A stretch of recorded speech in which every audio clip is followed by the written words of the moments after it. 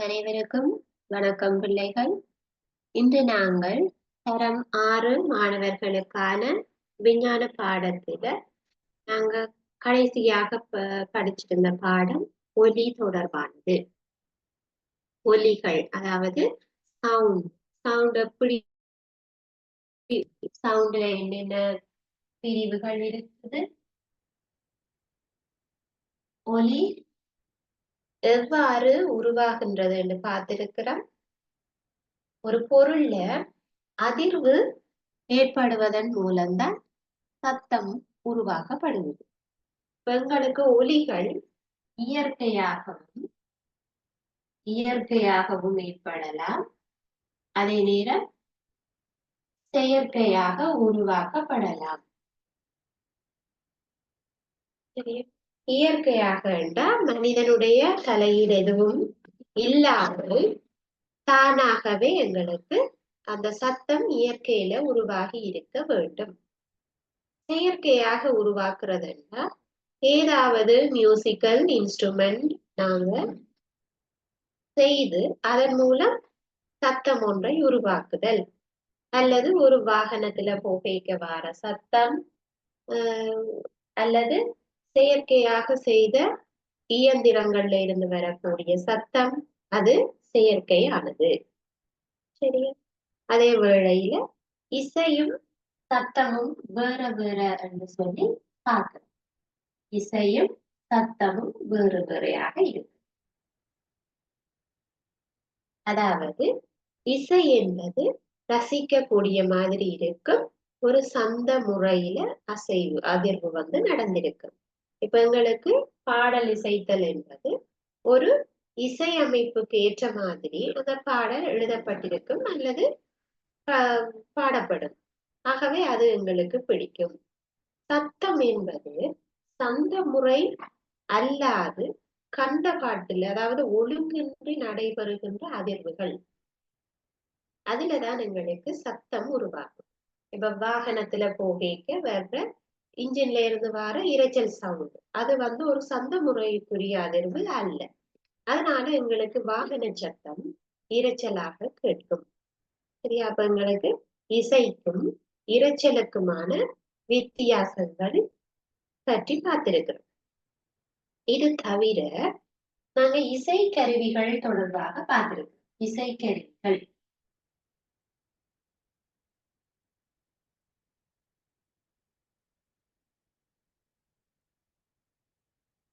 இசைக்கருவிகள் எவ்வாறு செய்யறது என்று சொல்லி நாங்க சில இசைக்கருவிகளை செய்து பார்த்திருக்கோம். இந்த இசைக்கருவிகள் 3 வகையாக இசைக்கருவிகளை நாங்க பார்க்கிறோம். ஒன்று, தோல் மாதிரி ஏதாவது ஒன்றை அதிர்வடைய செய்தல். தோல் மாதிரி இருக்கிற ஏதோ ஒன்று அதிர்வது. உதாரணமாக மேளம், உடுக்கு, ரபான், மிருதங்கம், இந்த மாதிரியான இசைக்கருவி. அங்க நாங்கள் ஏதாவது ஒரு பகுதியில தட்டுவதன் மூலம் அந்த தோலை அதிர்வடைய செய்வதனால் அங்கே இருந்து சத்தம் உருவாக்கப்படுகிறது. அதே வேளையில சில இசைக்கருவிகள்ல வழி நிரல் அதிர்வதனால் இங்க நாங்கள் வழி நிரல் என்று சொல்றது, இப்போ ஒரு புல்லாங்குழல்ல அந்த குழாய்க்குள்ள இருக்கிற வழி நிரல் அதிர்வடைதல், ஒரு சங்குல அது ஊதும் போது வழி நிரல் அதிர்வடைதல், கொம்பு ஊதைக்குள்ள வாரது, நாதஸ்வரம் ஊதும் போது அந்த குழாயினும் உள்ள வழி அதிருதல். இவ்வாறு வழியில அதிர்வு நடக்கிற சந்தர்ப்பங்கள் நாங்க ஊதும் போதுள்ள எந்த ஒரு உபகரணத்திலையும் கிடைக்கும். ஊதுறது. சரியா? ரைட். அப்ப அது வழி நிரல்ல அதிர்வு நடக்குது என்று சொல்லுவோம். அதே வேளையில சில இசைக்கருவிகளை நாங்க பார்க்கிறோம், அது ஒரு நீண்ட இழை மாதிரியான அமைப்பு இருக்கும். அதை நாங்கள் தட்டுவதன் மூலம் உங்களுக்கு கிடைக்கும். இப்ப வயலின், அதை நாங்க இழைகள் அதிர்தல் என்று சொல்லுவோம். அதுல இருக்கிற சிறிய இழைகள், வயலின், கிட்டார், தம்புரா, வீணை, இந்த மாதிரியான இசைக்கருவிகளுக்கு அதனுடைய இலைகளை நாங்கள் அருட்ட வேண்டும். ஆகவே ஒலிகள் என்ற பாடத்தினுடைய முக்கியமான விடயங்கள் இவை. ஒலி எப்படி உருவாகுது? ஒரு பொருளில் அதிர்வு நடக்கிறதன் மூலம். அந்த அதிர்வில 2 விதமான ஒலிகளை நாங்க உருவாக்குவோம். ஒன்று இயற்கையாக வரும் ஒலிகள், இன்னொன்று செயற்கையாக வருகிற ஒலிகள். இயற்கை ஒலி மனிதன் சம்பந்தப்படாமல் இருக்கு. செயற்கையாக மனிதனால உருவாக்கப்படும். இசையும் சத்தமும் வேறு வேறு. அதே மாதிரி இசைக்கருவிகள் 3 வகையாக பார்க்க முடியும். இப்ப இந்த விடயம் இவ்வளவும் ஒலிகள் என்கின்ற பாடத்துக்குரியது. ஒலியும் கேட்டல். ஒலியை கேட்கிறதுக்காக இருக்கக்கூடிய அங்கம் காது. கேட்டலுடன் தொடர்புடைய அங்கம் காதாக இருக்கு. சரியா? அப்ப உங்களுக்கு இப்ப ஒலிகள் என்கிற பாடத்தை நன்றாக விளங்கிக் கொண்டிருக்க முடியும். இன்று நாங்கள் அடுத்த ஒரு புதிய பாடத்தை பற்றி பார்க்கலாம். காந்தங்கள்.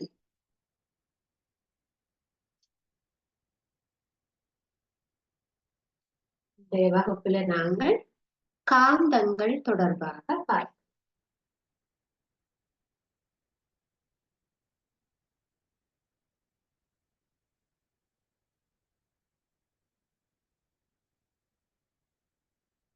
காந்தங்கள். சரியா? ரைட். அலகு 7 புத்தகம் இருக்கிறார்கள், எடுத்து வச்சிருங்க. 116வது பக்கம். காந்தம். சரியா? இப்ப நாங்கள் காந்தங்கள் பற்றி தெரிஞ்சு கொள்வதற்கு முதல்ல நீங்கள் எப்பயாவது ஒரு தடவையாச்சு காந்தம் பார்த்திருப்பீங்க, அல்லது காந்தம் இருக்கின்ற பொருட்களை கையாண்டிருப்பீங்க. அதை முதல்ல ஞாபகப்படுத்தும். சரி, இப்ப நாங்கள் சில சமயம் சதுரங்க பலகை, அதாவது செஸ் போர்டு, அந்த செஸ் விளையாடின ஆட்களுக்கு தெரிஞ்சிருக்கும். அதுல இருக்கிற காய்களை நகர்த்துவதற்கு அந்த பலகையில நீங்க வச்சாலே அதை ஒட்டி கொள்ளும். தெரியுமா? அந்த குதிரை வீரர்கள் அது எல்லாத்தையும் நீங்க தூக்கி தூக்கி ஒவ்வொரு சதுர பலகையிலையும் வைக்கும் பொழுது அதை ஒட்டி கொள்ளும். அந்த சந்தர்ப்பத்துல அங்க 2க்கும் இடையில காந்தம், மேக்னெட் தான் வைக்கப்பட்டிருக்கு. அதனால நீங்க எடுத்து தலைகீழா பிடிச்சாலும் அந்த காய்கள் கீழே விழாது. நீங்களா எடுத்து வைக்கும் வரைக்கும் அந்த காய்கள் விழாது. நீங்க சில சமயம் பென்சில் பெட்டி வச்சிருப்பீங்க, அதோட கவர் நீங்க மூடைக்க தண்டை பாட்டில மூடிக்கொள்ளும். திறந்துட்டு விட்டா தண்டை பாட்டில் மூடிக்கொள்ளும். அந்த பென்சில் பாக்ஸ்ல காந்தம் சிறிய அளவில் மேக்னெட் வைக்கப்பட்டிருக்கும். நீங்க திறந்துட்டு அதை விட்டா அது தண்டை பாட்டில மூடிக்கொள்ளும். சரியா? அதே வேளையில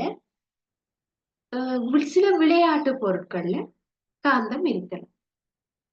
சில சமயம் போனுக்கு முதல் வந்திருக்கிற அந்த கவர், போனுக்கு மூடக்கூடிய கவர்ல காந்தம் இருக்கு. அந்த கவர் நீங்க திறந்துட்டு விட்டா தண்டை பாட்டில போய் ஒட்டி கொள்ளும்.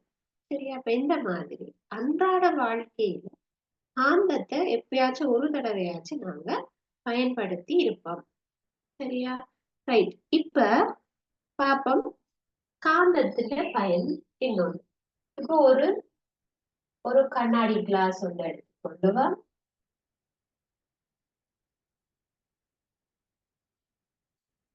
ஒரு கண்ணாடி கிளாஸ் எடுத்துட்டு அதுக்குள்ள தண்ணியை நிரப்பிக்கொள்ளும். தண்ணியை நிரப்பிக்கொள்ளும். ஒரு ஊசி ஒன்றை எடுத்து அல்லது ஒரு கிளிப், இந்த கடிதாசிகளை கொள்கிற கிளிப் இருந்தா அந்த கிளிப்பை உள்ளுக்க போட்டுவிடும். கடிதாசிகளை போடுற கிளிப்பை உள்ளுக்க போடுவோம். இப்ப இந்த தண்ணிய கீழே ஊத்தாம உள்ளுக்கு கைய விட்டு அந்த கிளிப்பை எடுக்காம வேற என்ன முறைய யூஸ் பண்ணி கைய தொடாம, தண்ணியில கைப்படாம இந்த ஊசிய எப்படி வெளியில எடுக்கலாம்னு யோசிச்சு பாரு. தண்ணிய சரிச்சு கீழே ஊத்தவும் கூடாது, கைய உள்ளுக்க விட்டு நினைக்கவும் கூடாது. ஆனா அந்த ஊசிய வெளியே எடுக்க வேணும். நாங்க என்ன முறைய பின்பற்றலாம் யோசிச்சு பாருங்க. நாங்கள் இன்னொரு சிறிய காந்தம் ஒன்றை கொண்டது, இந்த சிறிய காந்தம் ஒன்றை எடுத்துட்டு வந்து இந்த கிளாஸுக்கு சைட்ல வச்சோம். இந்த ஊசி நேர வந்து இந்த காந்தத்தின் மற்ற சைட்ல ஒட்டி கொடுக்கும். இப்ப நீங்க இந்த காந்தத்தை மெதுவாக மேல எடுத்து கொண்டு வந்தா இந்த ஊசி இந்த காந்தத்தினால் ஈர்க்கப்பட்டு மேல் நோக்கி கொண்டு வரப்படும். அது மேல கொண்டு வந்து நீங்க காந்தத்தை வெளியெடுக்க இங்க வந்து அதை ஒட்டி கொள்ளும். அந்த நீங்க தண்ணிக்குள்ள வச்சு அந்த காந்தத்தை இங்க சைடால நீங்க மூவ் பண்ணிக்கல இந்த கடதாசி காந்தி இதோட வெளியே எடுக்கப்படும். அப்ப காந்தம் அன்றாட வாழ்வில நாங்க ஏதோ ஒரு சந்தர்ப்பத்துல பயன்படுத்தி கொண்டுதான் இருக்கிறோம். சரியா? அப்ப இன்று நாங்கள் காந்தங்களினுடைய வலிமை பற்றி பார்க்க போறோம். காந்தத்தின் வலிமை, அதாவது இந்த கவருகின்ற வலிமை. இப்ப நாங்க இந்த கடதாசி கவ்வியை இந்த கிளிப்பை அது கவருது என்று வைக்கிறோம்னா இதே மாதிரி வேற என்ன பொருட்களை அதனால கவர முடியும், எதை கவர முடியாதுன்னு சொல்லி பார்க்க போறோம். காந்தத்தினால கவரக்கூடிய பொருட்கள் என்ன, கவரப்படாத பொருட்கள் என்ன என்று சொல்லி பார்க்க போறோம். எல்லா பொருட்களையும் காந்தத்தினால கவர இயலாது. காந்தம் வந்து சாதாரணமாக இருக்கிற ஒரு பேப்பரையோ ஒரு கண்ணாடியவோ கவர இயலாது. அப்ப காந்தம் கவருவதற்கு சில பொருட்கள் மட்டும்தான் இருக்கு, எல்லாத்தையும் கவர இயலாது. ஒரு பிளாஸ்டிக் மூடியவோ சரியா, அல்லது ஒரு பேனையவோ அதனால கவர இயலாது. சரியா? அப்ப அது கவருகின்ற பொருட்கள் என்னென்ன, கவரப்படாத பொருட்கள் என்னென்னு பாக்குறது தான் காந்தங்களின் வலிமை பற்றி இருக்கிற செயற்பாடு. அப்ப உங்களோட புக்குல இந்த காந்தம் தொடர்பாக இருக்கிற முதலாவது செயற்பாடு காந்தங்களினுடைய வலிமை. சரியா? அப்ப அதுல உங்களுக்கு சில பொருட்களை எடுத்துக்கொள்ளலாம். காந்தம், காந்தத்தோட இரும்பாணி, மரத்துண்டு, கடதாசி துண்டு, தையல் ஊசி, சரியா, செப்பு கம்பி, இதுகளை எல்லாம் நீங்க எடுத்துக்கொள்ளுங்க. சில பொருட்களை நாங்க எடுத்துக்கொள்றோம். அந்த பொருட்களை சரியா ஒவ்வொரு பொருட்களுக்கு கிட்டையும் காந்தம் ஒன்றை கொண்டு சென்று அவதானிக்க போறோம். சரியா? காந்தம் ஒன்றை கொண்டு சென்று அவதானிக்க போறோம். அப்ப இப்ப நாங்கள் அந்த செயற்பாட ஒரு அட்டவணையில போடுவோம். சரியா? அப்ப வந்து நீங்க காந்தங்கள் என்று தலையங்கம் போட்டதுக்கு கீழாக ஒரு அட்டவணை போடும். காந்தத்தினால் கவரப்படும் பொருட்கள்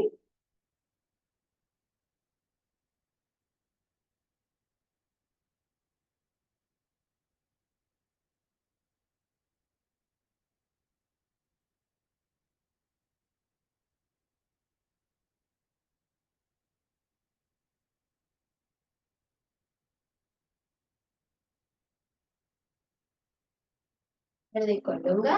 ஒரு சைட்ல காந்தத்தினால் கவரப்படும் பொருட்கள்,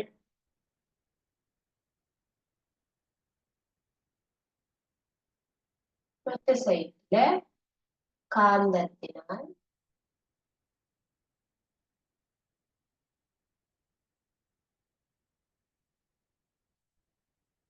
காந்தத்தினால் கவரப்படாத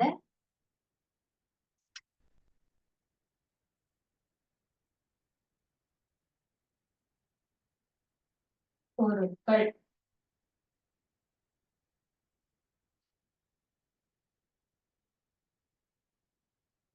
ரெண்டு சைடு நாங்க பார்த்துக்கொள்ளும்.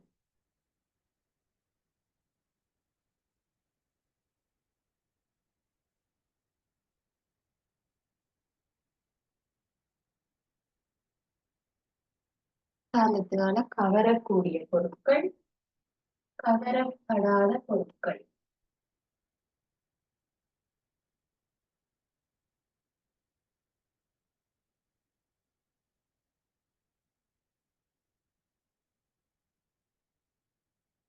காந்தத்தினால் கவரப்படும் பொருள், கவரப்படாத பொருள் வந்து அட்டவணை போட்டுக்கொள்ளும்.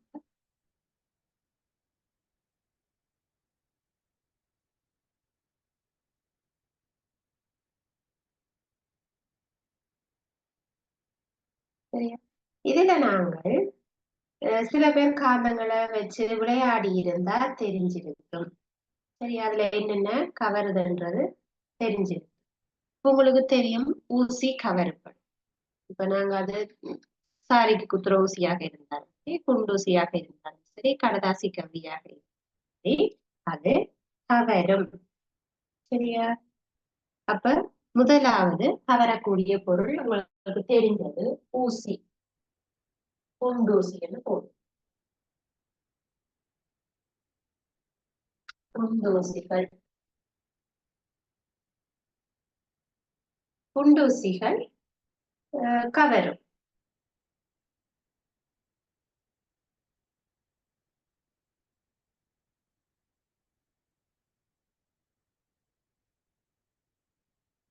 சரியா?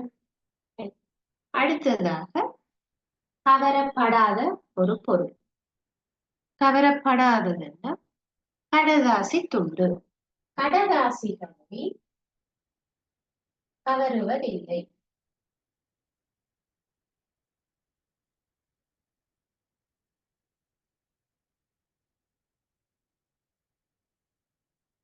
கடதாசி துண்டு.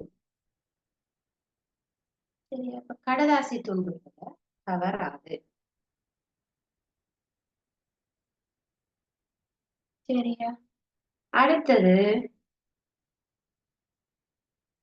காந்தத்தால கவரப்படக்கூடிய இன்னொரு இரும்பு ஆணி.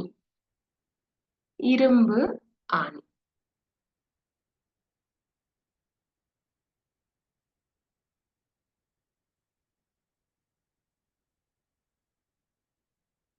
இரும்பு ஆணிகள் நீங்க காந்தத்துக்கு அருகில கொண்டு சென்று பார்த்தீங்கன்னா தெரியும், கவரும்.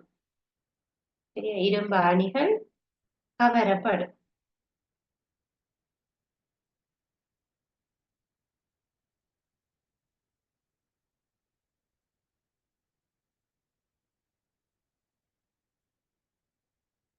சரி. கடதா கடதாசி துண்டுகள் கவரப்படாது. அதே போல காந்தத்தினால கவரப்படாத இன்னொரு பொருள் மரத்துண்டு.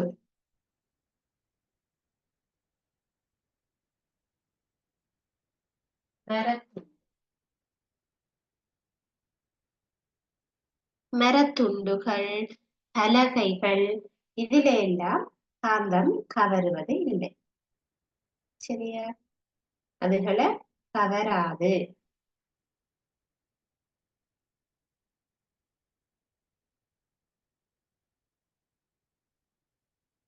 சரி, எழுதிக் கொள்ளுங்க. கடதாசி துண்டுகள், மரத்துண்டு.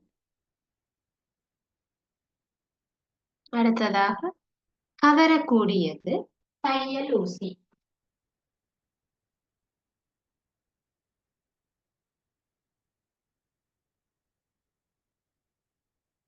தையல் ஊசிகளை கவரும். சரியா?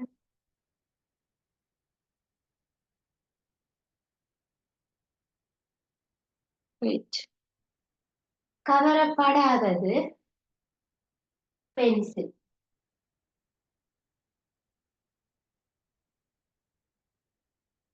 பென்சில கவராது.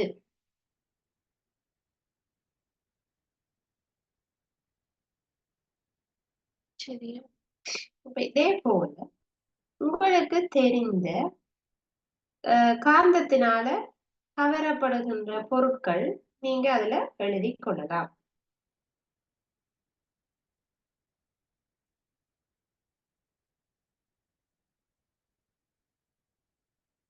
காந்தத்தை வச்சு நீங்க விளையாடி உங்களுக்கு ஞாபகம் இருந்தா நீங்க அதுகளை போட்டுக்கொள்ளுங்க. சில விளையாட்டு பொருட்கள்ல காந்தங்கள் இருந்திருக்கும். சரியா? அப்படி போட்டுக்கொள்ளும். இதுல உங்களுக்கு செப்பு கம்பி தரப்பட்டிருக்கிறது. செப்பு கம்பி காந்தத்தினால கவரப்படாது. செப்பு கம்பி கவரப்படாது. அப்ப இதுல நீங்க செப்பு கம்பிய கவரப்படாத பொருள் எழுதிக்கணும்.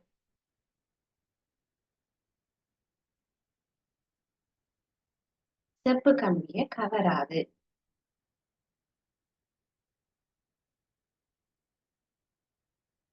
அதே மாதிரி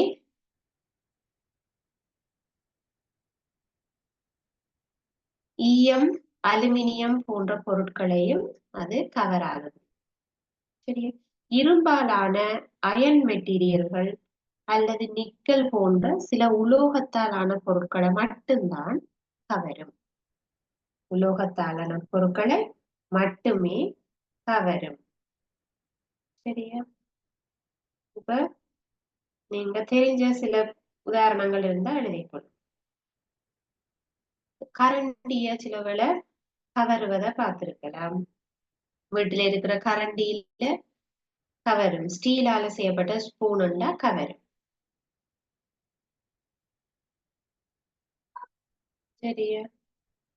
சிலவளை கத்தி கத்தி வந்து நிக்கலால செய்திருந்தா அதையும் கவரும்.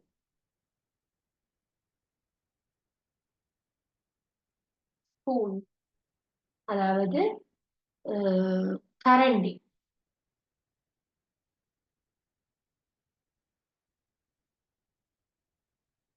சிறிய ஸ்பூன் வந்து கரண்டி, அது ஸ்டீலால செய்யப்பட்டது.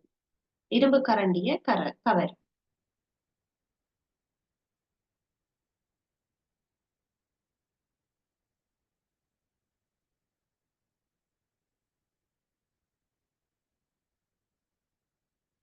ரைட். அப்ப இதுகளை நீங்க நோட் பண்ணி கொள்ளுங்க. நாங்க தொடர்ந்து பார்ப்போம். சிலது திறப்பையும் சில சமயம் கவரும் பிள்ளைகள் காந்தம். ஆனா போத்தல்களை கவராது.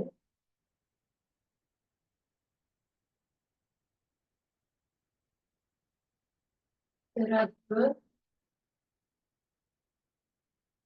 திறப்புகளை காந்தத்தால எடுக்கலாம். ஆனா போத்தல், புத்தகங்கள் அதெல்லாம் காந்தம் கவரப்படாத பொருட்கள். உங்களுக்கு தெரிஞ்சவற்றை நீங்க எழுதி கொள்ளலாம்.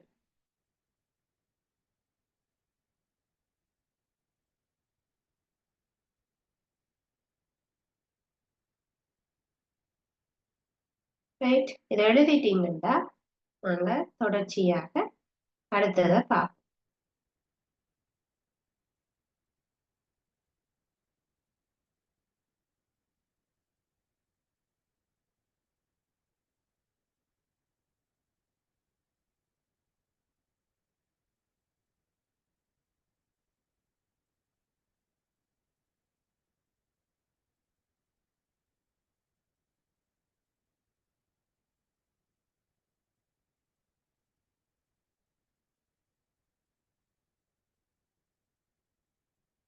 சரி.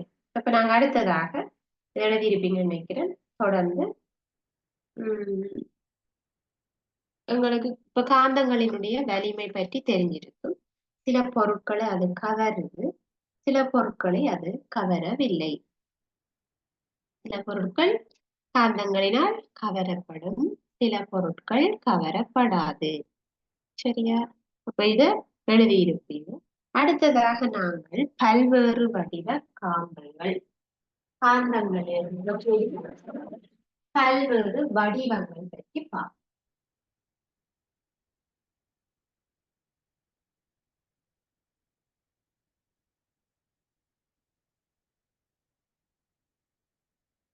பல்வேறு வடிவ காந்தங்கள்.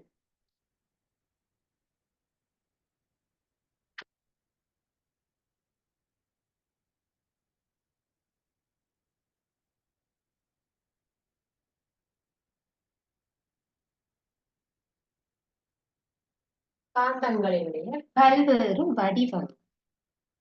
இப்ப எங்களுக்கு காந்தங்கள் எல்லாம் ஒரே வடிவத்துல இருக்கிறது இல்லை. ஒவ்வொரு காந்தங்கள் ஒவ்வொரு ஒவ்வொரு வடிவங்கள்ல இருக்கு. சரியா? அப்ப இதுல நாங்க அதைத்தான் பார்க்க போறோம். சரியா? ரைட். அப்ப முதலாவது நாங்க பார்க்க போறது பரிலாட காந்தம். பரிலாட காந்தம்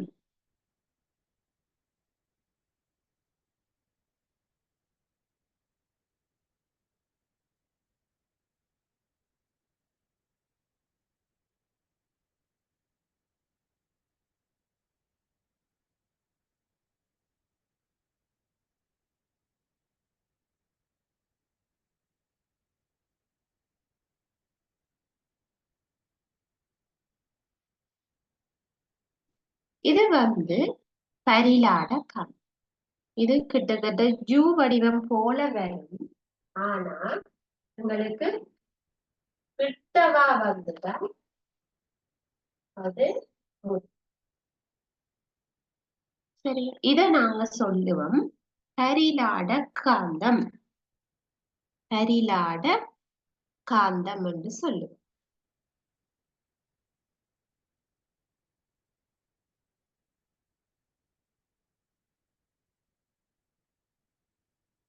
இதன் பெயர் பரிலாட காந்தம். கூறக்கூடியவர்கள் இதை நீங்க உங்களோட கொப்பியில வரைஞ்சு வச்சீங்கன்னா கூட ஞாபகமா இருக்கும். இப்ப உங்களுக்கு பரீட்சைக்கு இந்த படங்களை போட்டு இது ஒவ்வொன்றையும் பெயரை எழுத சொல்லி வரலாம். இப்ப இந்த மாதிரி வடிவம் வந்திருந்தா எழுதலாம் பரிலாட காந்தம். கீற தெரிஞ்சாக்க நீங்க கீறலாம். புத்தகத்துல இருக்கிறது அதையும் பார்த்து நீங்க கீறிக்கொள்ளலாம். பரிலாட காந்தம்.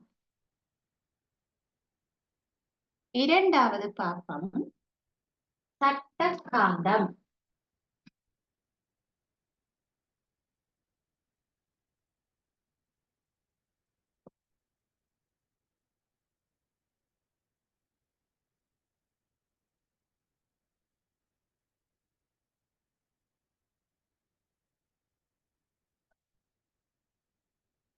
நேராக இருக்கும் ஒரு சதுரம், ஒரு நேரா இருக்கும் செவ்வகம் மாதிரி நீட்டா இருக்கிற ஒரு காந்தம். இத நாங்க சட்ட காந்தம் என்று சொல்லுவோம். சரியா? நாங்க ஏ என்று போட்டுக்கொள்ளுங்க. ஏ என்றா பரிலாட காந்தம். பி என்றது சட்ட காந்தம். பரிலாட காந்தம், இது சட்ட காந்தம் சொல்லுவோம். பி. அடுத்ததாக நாங்க பார்ப்போம் யூ வடிவ காந்தம்.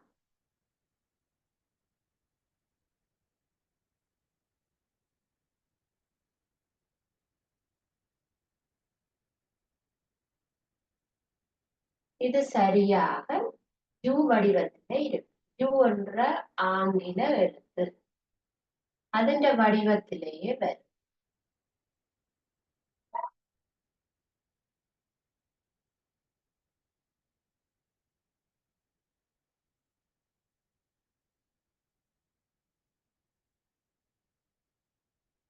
இது சரியாக ஜூ வடிவத்துல வரும். இப்ப எங்களுக்கு சில சமயம் சரிலாட காந்தமும் ஜூ வடிவ காந்தமும் ஒரே மாதிரி சில பேர் நினைக்கிறது உண்டு. அதனாலதான் நீங்களாக இந்த படத்தை கீறி பார்க்கக்குள்ளதான் அதுல சின்ன வித்தியாசம் இருக்கிறது உங்களுக்கு தெரியும். சரியா? இப்ப இதுல பரிலாட காந்தம் பாத்தீங்கன்னா அதுல முன்னுக்கு இருக்கிற இந்த ரெண்டு முனைகளும் அருகாக இருக்கு. கிட்ட கிட்ட கொஞ்சம் வந்திருக்கிறது தெரியும். ஆனா ஜூ வடிவ காந்தத்துல அவை விலத்தி இருக்கு. ரெண்டும் சம அளவு தூரத்துல இருக்கும். அப்ப ஏக்கும் சிக்கும் பரிலாட காந்தமும் ஜூ வடிவ காந்தமும் அதனுடைய முனைகளை வச்சுதான் நாங்க கண்டுபிடிக்க வேண்டும். முனைகள் கொஞ்சம் அருகருகாக முற்ற மாதிரி வந்தா அது பரிலாட காந்தம். முனைகள் அருகருகில இல்லாம சம அளவு தூரத்துல இருந்தா அது ஜூ வடிவ காந்தம். சரியாக ஆங்கில எழுத்து ஜூ மாதிரி இருக்கும். இது பரிலாட காந்தம். சி ஜூ வடிவ காந்தம். சரியா? அடுத்ததாக நாங்க பார்க்க போற காந்தம் வளைய காந்தம்.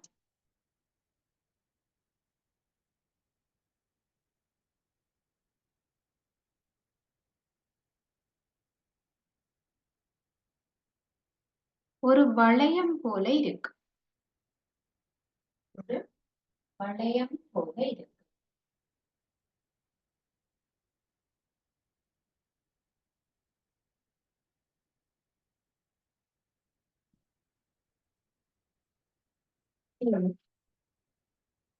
வளையம் அதாவது நடுவில் ஒரு துளை இருக்கும், சுத்தி வர ஒரு வளையம் இருக்கும். அந்த வளையம் ஃபுல்லாகவே முழுவதுமாக காந்தமாக இருக்கும்.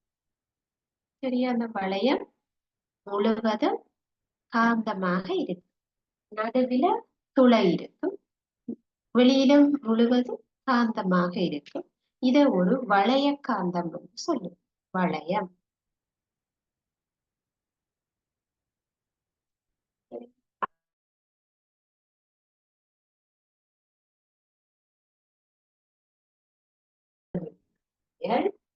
ஒரு சிறிய வில்லை என்றால் நாங்க என்ன சொல்லுவோம்? மாத்திரை. அதாவது ஒரு குடிசை போல அது ஒரு சின்னதாக இருக்கிற பட்டன் மாதிரி, பட்டன் போலதான் காந்தம் சொல்றது வில்லின் காந்தம். அது வளைய காந்தம் போல இல்லை. அந்த காந்தம் முழுவதுமாக காந்தம் அப்படி ஒரு பட்டன் போல இருக்கு.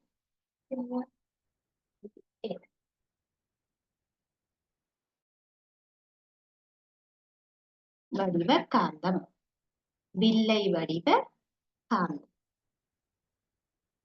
இவற்றை நீங்க பார்த்து உங்களுக்கு ஒப்பில கீறிட்டு அதுக்கு கீழே நீங்க பெயர்கள் எழுதி வச்சிருக்கலாம், அல்லது ஏபிசிடி என்று போட்டுட்டு சைட்ல நீங்க ஒவ்வொரு காந்தத்துக்கு உரிய பெயரை நோட் பண்ணி வச்சிருக்கோம். இதை நாங்கள் ஏ என்று குறிப்பிடப்பட்டது கரிலாட காந்தம்.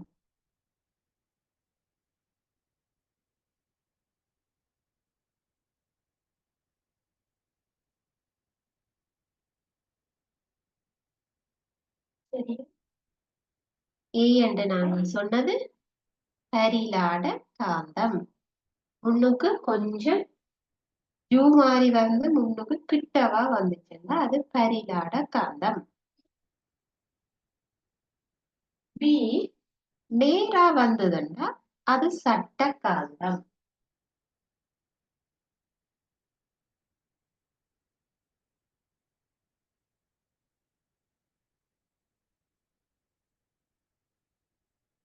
நேராக வந்தால் சட்ட காந்தம். பி பி என்று போட்டாக்க அது கீழே இடம் இருந்தா எழுதுங்க, இல்ல சைட்ல எழுதி வை. சி யூ வடிவ காந்தம்.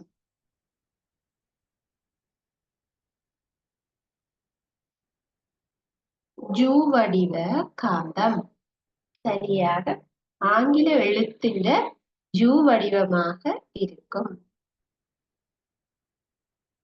ஜூ வடிவ காந்தம்.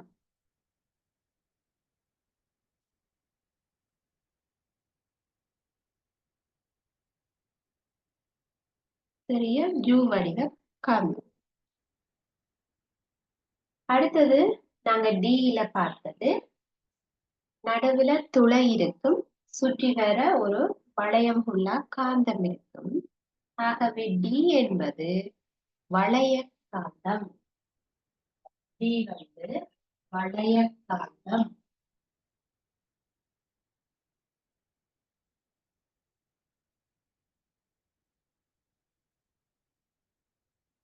டி என்பது வளைய காந்தம் சொல்லுவோம். அது வளைய காந்தம். நடுவுல ஒன்றும் இருக்காது, சுத்தி காந்தம் இருக்கு.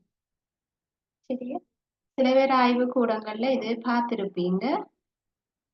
ஒவ்வொரு வகை காந்தங்களோட வடிவமும் அங்க இருக்கு. சரியா? F என்பது வில்லை காந்தம்.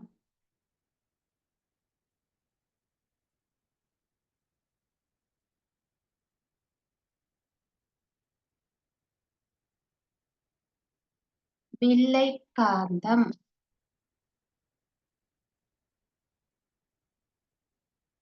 வில்லை காந்தம்.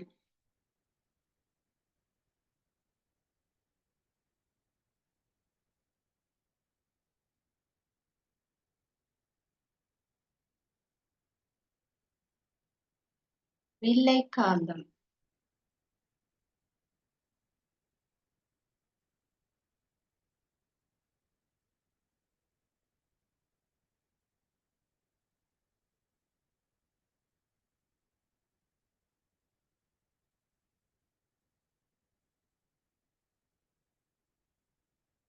சரியா? படங்களை கீறி இதை நீங்க எழுதி கொள்ள வேணும். என்னென்ன வடிவத்துல காந்தங்கள் இருக்கு. சரியா? இப்ப நாங்க இன்றைக்கு படிச்ச விஷயத்தை ஞாபகப்படுத்துவோம். காந்தங்கள் பற்றி பார்த்து கொண்டு இருக்கிறோம். இப்ப காந்தங்கள்ல காந்தத்தினால கவரப்படக்கூடிய பொருட்கள் என்னென்ன, காந்தத்தினால கவர முடியாத பொருட்கள் என்னென்ன சொல்லி பார்க்கிறோம். சரியா? அது நீங்கள் அன்றாட வாழ்க்கையில சில சமயம் பயன்படுத்தின பொருட்கள்ல இருந்து உங்களுக்கு ஞாபகம் பெறும். இப்ப சில சமயம் ஊசி, குண்டூசி, தையல் ஊசி, இரும்பாணிகள், சரியா? சில மண்பட்டியில ஒட்டி இருக்கும் பார்த்திருப்பீங்க. வீட்டுல காந்தம் வச்சிருந்து விழுத்தினாக்களுக்கு தெரியும். சரியா? திறப்புல ஒட்டி கொள்ளும். அந்த மாதிரி வீட்டில இருக்கிற ஸ்பூன், இரும்பால செய்யப்பட்ட சின்ன சிறிய ஸ்பூனுகள் இருந்தா அதை கவரும். கத்தியில கவரும். இரும்பால செய்யப்பட்டிருந்தா ஸ்டீலால செய்யப்பட்ட கத்தியில கவரும். ரைட்? அப்ப காந்தம் சில பொருட்கள்ல கவரக்கூடிய மாதிரி இருக்கும். அதே சமயம் சில பொருட்கள்ல கவர முடியாது. அப்ப கடதாசிகளை கவர இயலாது. பலகைகள், மரத்துண்டுகள், பென்சில், பேனைகள்ல போத்தல்கள் இதெல்லாம் கவராது. சரி, அப்ப காந்தங்களினுடைய வலிமை அது சில உலோக பொருட்களை மாத்திரம் கவரக்கூடும். சாதாரண மற்ற நொன் மெட்டல்களை அது கவராது. உலோகம் அல்லாதவை என்ன செய்யாது, கவராது என்று சொல்லுவோம். சரியா? அப்ப காந்தம் உலோகத்தாலான பொருட்களை கவரக்கூடியதாக இருக்கும். உலோகம் அல்லாத நொன் மெட்டல்ஸ் கவராது. காந்தம் கவராது. சரியா? அப்ப அது நாங்க காந்தங்களினுடைய வலிமை பற்றி பார்க்கிறோம். எதை கவரும், எதை கவராதுன்னு சொல்லி பார்க்கிறோம். சரியா? அடுத்ததாக நாங்க பார்க்கிறதுதான் பல்வேறு வடிவத்தில இருக்கக்கூடிய காந்த வகைகள். இது எல்லாமே காந்தம் தான் பிள்ளைகள். ஆனா அதோட ஷேப், அதோட வடிவம் மட்டும்தான் வேற. இது எல்லாமே மேக்னெட் தான், எல்லாமே காந்தம். எல்லா நாங்க சொன்ன பொருட்களை இதுல இருக்கிற எல்லா காந்தமுமே கவரும். அதாவது உலோகத்தால் ஆன பொருட்கள் எல்லாத்தையும் இதுல இருக்கிற இந்த 5 காந்தமுமே கவரும். இப்போ ஒரு ஊசி என்ன, ஊசியை இது 5மே கவரும்.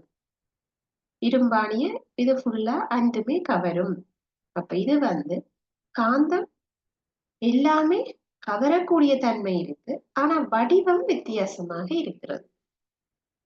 காந்தங்களினுடைய வடிவம் மாத்திரம்தான் வித்தியாசம் என்று சொல்லுறோம்.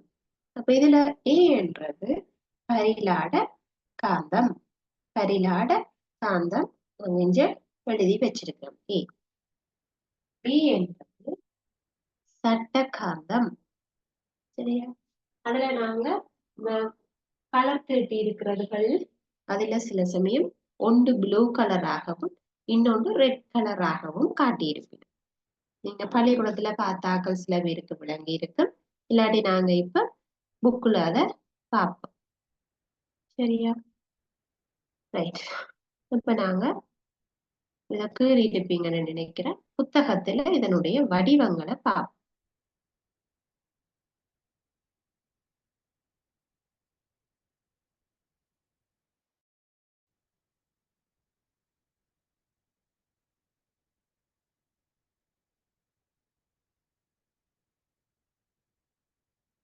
சரியா?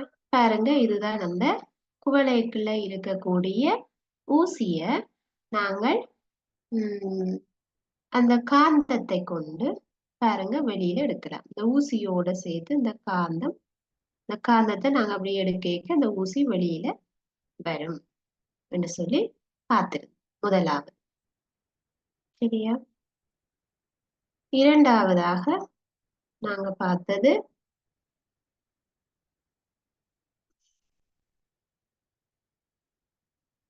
இந்த காந்தங்கள் பயன்படுத்தக்கூடிய சில பொருட்கள்.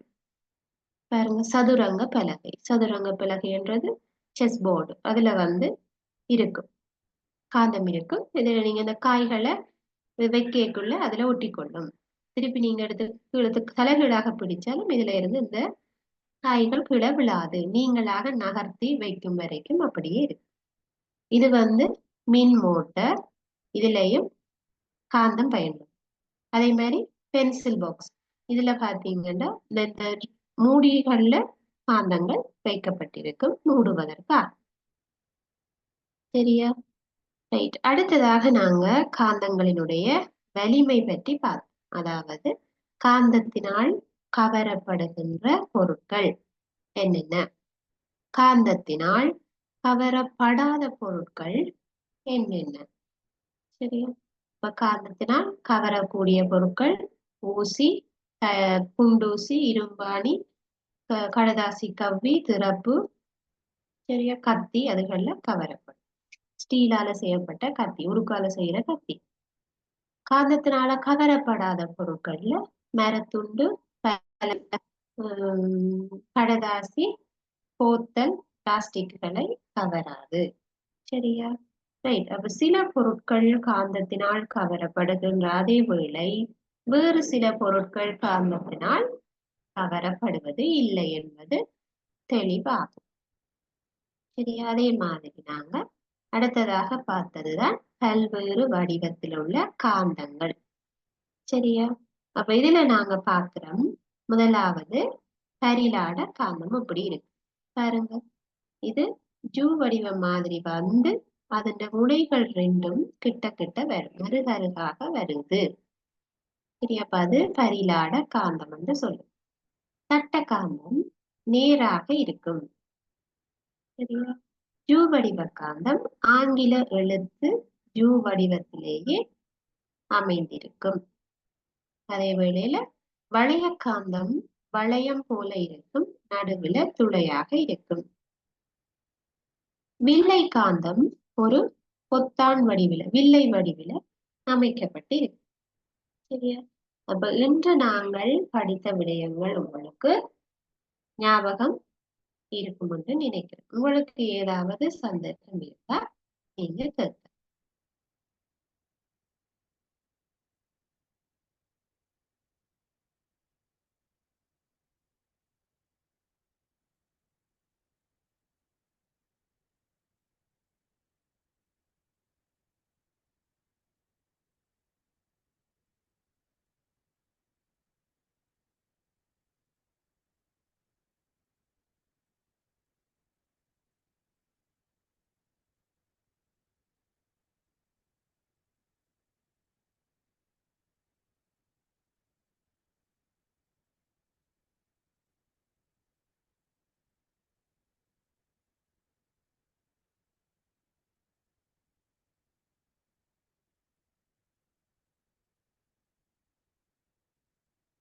உங்களுக்கு எந்த விதமான டவுட்டும் இல்லையண்டா பிள்ளைகள்?